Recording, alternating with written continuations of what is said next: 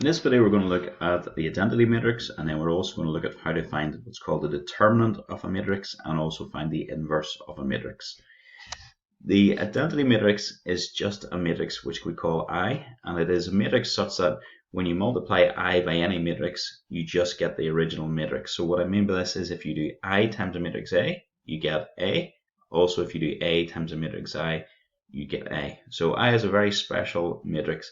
I has got ones all along the leading diagonal. So the leading diagonal, remember, is the top left to the bottom right, and it has zeros everywhere else. This one we have here is a 2 by 2 version of I, but I can change its size depending on what it is multiplying. So for example, I could be for a 3 by 3, it would be 1 0 0 0 1 0 0 0 1.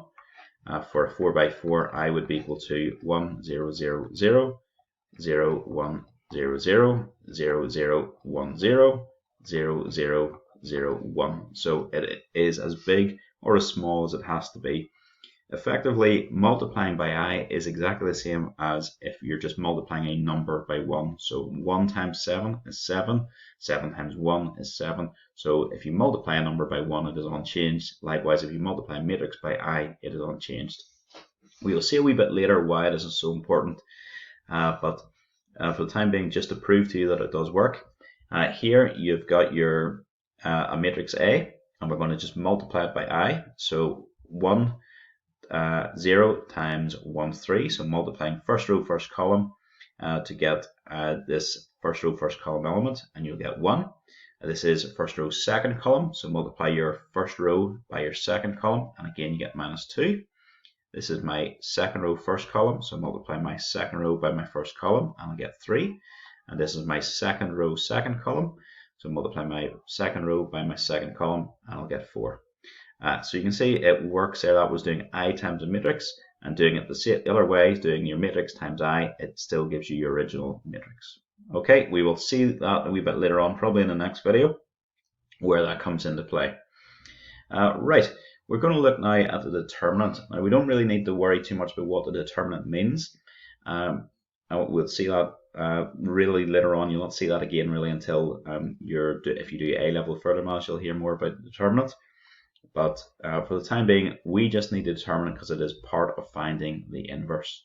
So for a matrix A, B, C, D, the determinant of the matrix is AD minus BC. So where you get AD, AD is the elements in the leading diagonal multiplied together, and BC is the elements in the other diagonal multiplied together. So AD minus BC is the product of the lead diagonal minus the product of the other diagonal.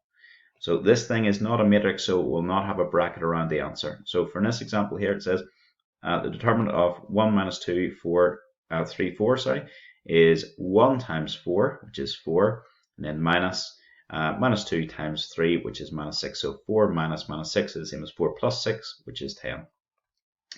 Okay, the inverse of a matrix A, and this is given to you in your formula booklet. Inverse of a matrix A, which is A, B, C, D, is A to the minus 1.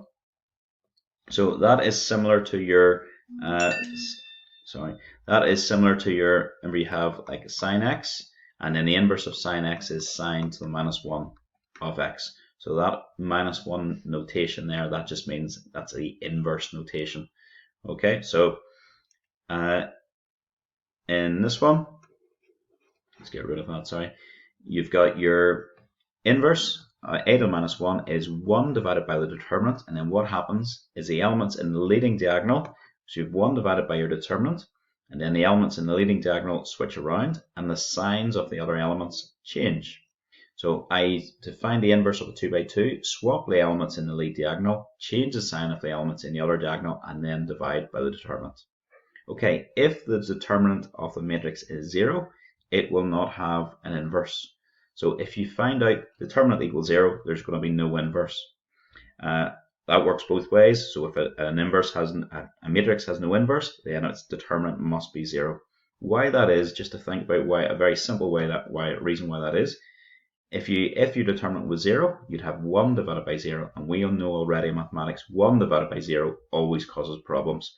So in this case, it means there's going to be no inverse. Okay, a matrix multiplied by its inverse will give the identity matrix. So that always happens. So 1 over 10, this was 1 over 10, 4, 1, 2, minus 3. This would have been the inverse of this original matrix. So if you do that times this, the original matrix, you will get 1, 0, 0, 1 with a wee bit of working out, as you can see. Right, let's just think of why that is, and I'm going to use my number 7 again.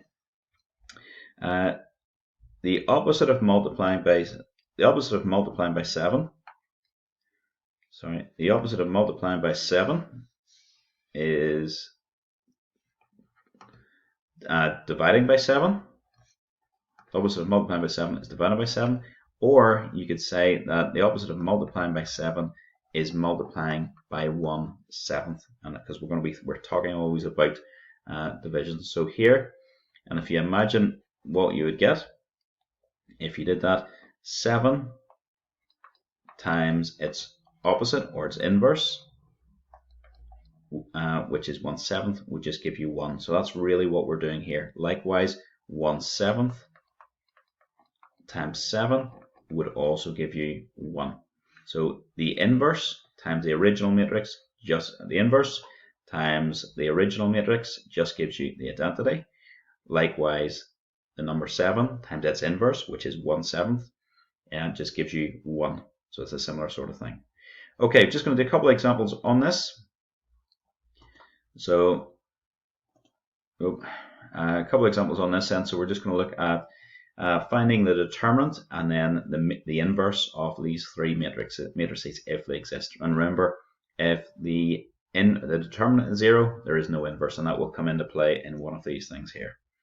Okay, for the first one, it says find the determinant and the inverse of the following.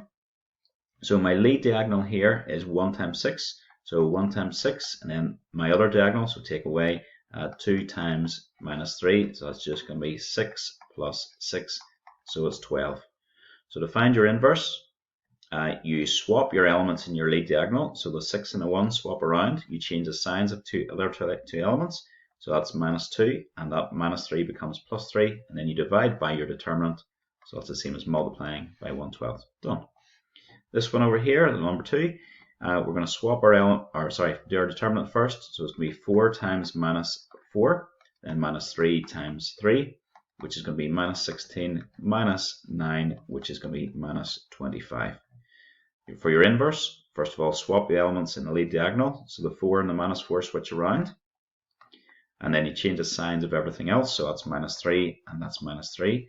And then divide by your determinant. You could write that as 1 over minus 25. That's a wee bit ugly looking, so I'm just going to write that as minus 1 over 25. Or what you could do is multiply in, because there's a lot of minuses inside and there's a minus outside. You can multiply in by that minus and write that as 1 over 25 times 4, 3, 3, and minus 4. But that's correct, and that is also correct. They're both just as good. This one's just a wee bit prettier. Okay, this one, our determinant, we're going to have 6 times 4, then minus 3 times minus 8. 6 times 4 is 24, and minus 3 times minus 8 is also going to be 24, and that is going to be 0. Our determinant is 0, what we said earlier on. If your determinant is 0, there's no inverse, so therefore no inverse. Done. Okay, you're now ready to do 2 exercises. There is exercise 11E odds. I think this is all on just finding the determinant. And then exercise 11F the odds, where you've got to find the inverse. So remember, when you're finding the inverse, you've got to find the determinant first.